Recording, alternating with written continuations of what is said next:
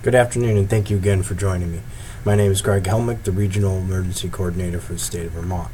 Temperatures are expected to be very cold. The average temperature during the day is 20 degrees. Evening temperatures, however, will be around 0 degrees. The weather forecast shows 20% chance of snow flurries, but no significant accumulation. Miles of power lines are down, or 500,000 residents are left without power.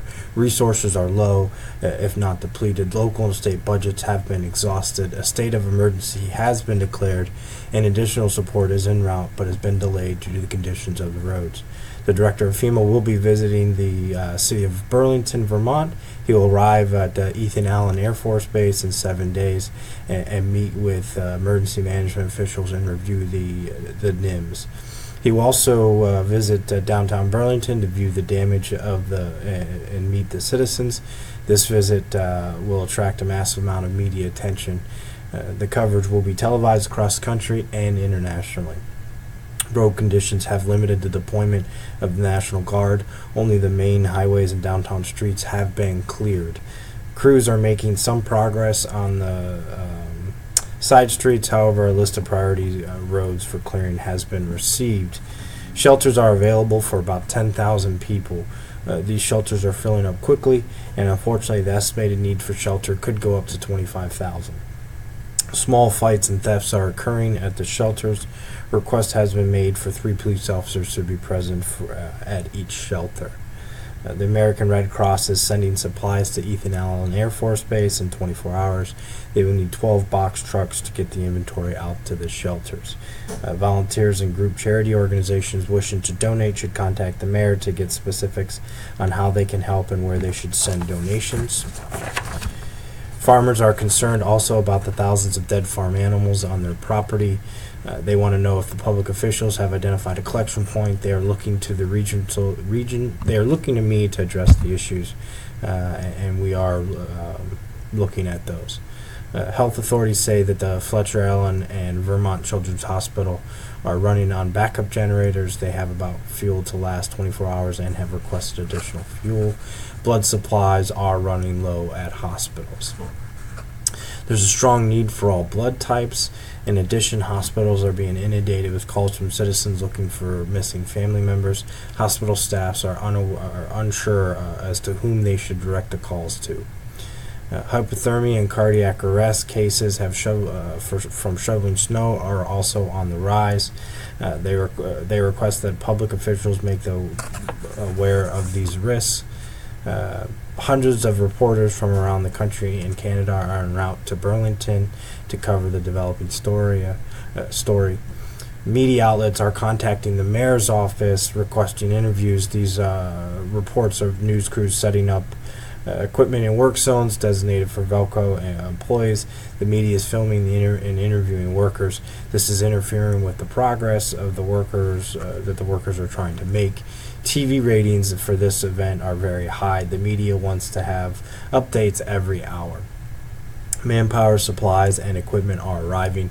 Coordination is needed to get the resources where they need to go the most. Police and fire departments have serious concerns about overworking their employees and expending the overtime budgets. Police and fire departments have dramatic increase in service calls. Days off or leave for officers has been canceled, but overtime budgets for the year have been spent. This will present a challenge. The numbers of burglaries to residencies, businesses also continues to be a problem. People are becoming desperate for food and other supplies. Police are reporting that small groups of teenagers are looting stores and warehouses at night. The teenagers are then selling stolen goods on the black market for double the value. Another problem on the rise affects the prison system. Jails have become overcrowded because of the court system remains closed. The cost of maintaining the jails has increased dramatically and supplies are running thin. The fire department, frozen and ruptured water pipes are common. Fires from portable heaters and candles are on the increase.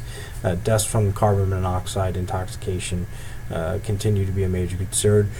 And then vehicles and generators are left running in garages, and people are cooking food on propane camping grills without proper ventilation in their houses. So some of the mitigation things that we're looking at are clearing the roads based on listed priorities. The private sector is starting to assist with laying salt in neighborhoods. Good Samaritan shelters are being stood up. The Red Cross is providing additional support from New York for additional items. And we are working with local public officials to organize additional shelters in areas without power.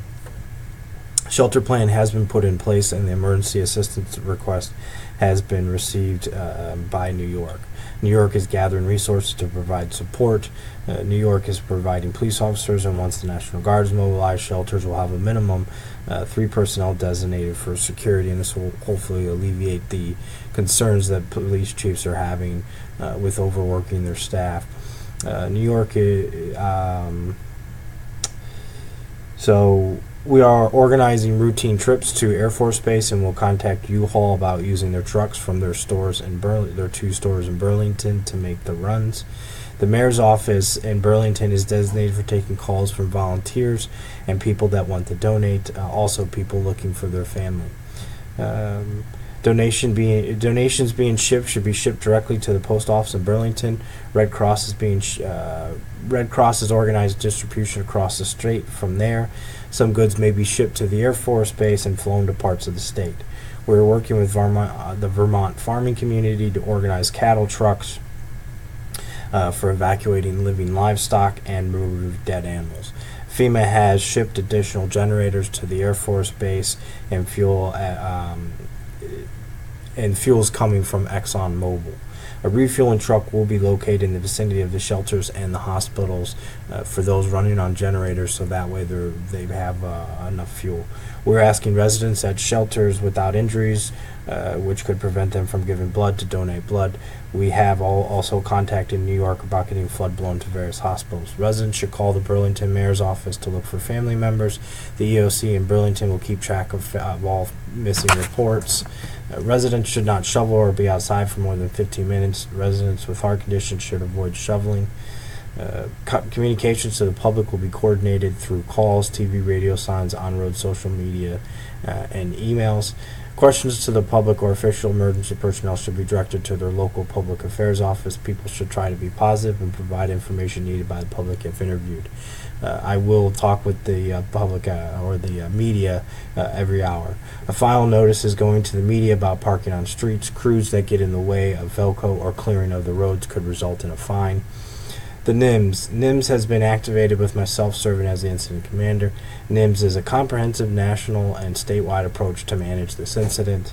This incident command post will contain the public information officer, safety officer, liaison officer, Burlington Police, fire chief, director of Vermont Agency of Transportation, and the general manager of Burlington Electrical Company. Tactical objectives. Organize requests for resources and organize resources on hand, as well as resources en route. Coordinate with FEMA, New York, and other external stakeholders for resources, which includes money to replenish budgets. Clear the roads of ice and have 50% of the road network cleared by January 14th. Continue to assess power outages, providing a map of outages, a better understanding of the significant issues, a list of equipment to repair the damages, and a better timetable for rebuilding the power infrastructure. We're going to develop transportation plan for transporting residents to hospitals and shelters, and we'll organize shelters for maximum space, establish more shelters, and supply the shelters with adequate resources. Please review the NIMS plan sent out today and the press release. Good luck and stay safe.